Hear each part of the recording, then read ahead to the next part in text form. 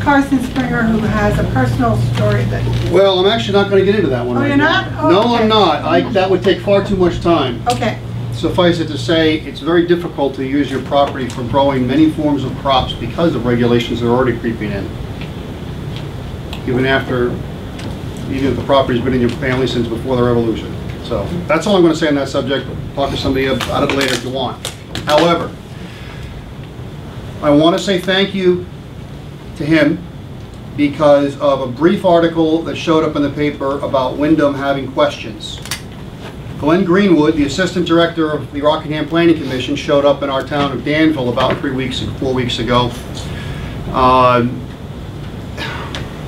Notably deficient in answers that were asked.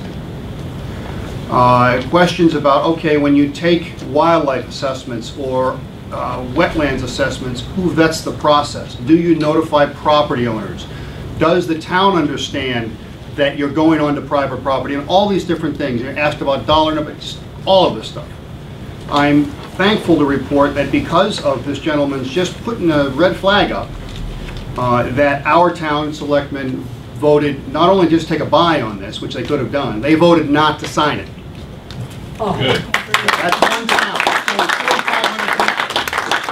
They had the intelligence and the integrity to question it, and one of them, she in particular, one of the selectmen pointed out this is an open-ended document with, basically I draw the analogy of a simple contract. Offer, acceptance, consideration. Well, here they're coming offering something. It's up to us to whether to accept it, but we really don't know what's being given to us, what's being required, and that's what I'm beginning to learn. And the other most important thing is it really doesn't matter what you call this. This Sustainable Communities Initiative, doesn't matter what you call it. Anything that smells of this needs to be seriously questioned for one simple reason. It is a taking of your property without compensation. And even if you went to a court, I'm sure there's some lawyers here, I'm not. Even if you accepted the designation that your property has been given, and it doesn't matter whether it's a scenic corridor, a wildlife corridor, a river corridor, or a watershed, and every piece of property in the world is in a watershed somewhere, even the deserts. Okay?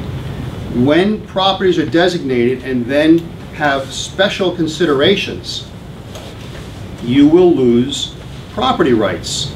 And even if you then went to a court and got a judgment that said, yep, you know what, your property was worth $100,000, now it's worth $25,000. Even if you got that judgment and you were given a check for $75,000, you've now accepted the diminishment of your property in terms of its utility. That's a serious, serious, serious issue. Anything that looks like this, question it deeply, get your local boards to question it, and if there is somebody who says anything, well, if we don't take this money, we'll lose it, that's insane. That's a false argument, because what is being lost is, it vastly outweighs anything we're getting, and the accuracy of what they're putting into our master planning documents is abysmal. On my property, they had water running uphill in 3 locations, and it was a wetlands assessment. That's how bad it is.